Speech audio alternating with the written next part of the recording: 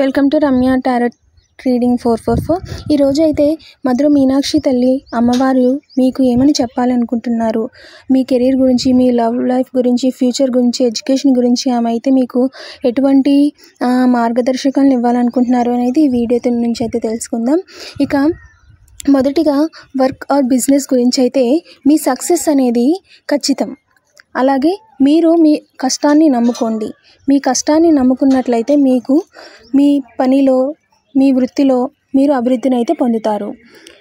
ఇక ఎడ్యుకేషన్ గురించి అయితే మీ స్టడీస్ని మీరు బాగా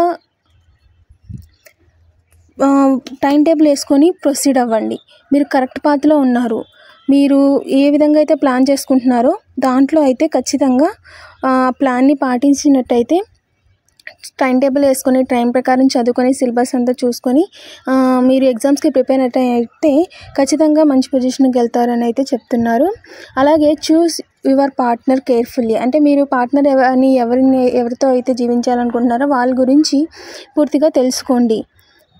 అలాగే మీరు మీ లైఫ్లో, కెరీర్లో, అలాగే బిజినెస్లో ఒక మంచి పొజిషన్కి రీచ్ అవ్వడానికి, మంచి పార్ట్నర్ని పొందడానికి, అలాగే వర్క్లో ప్రమోషన్ కోసం, జాబ్ లేని వారికి జాబ్ రావడం కోసం, అలాగే మీ ఇష్ట మనోవాంఛ ఏదైతే ఉంటుందో అది అమ్మవారి దగ్గర తలుచుకొని నేను ఒక మంత్రాన్ని అయితే చెప్తాను, అమ్మవారి మూల మంత్రం.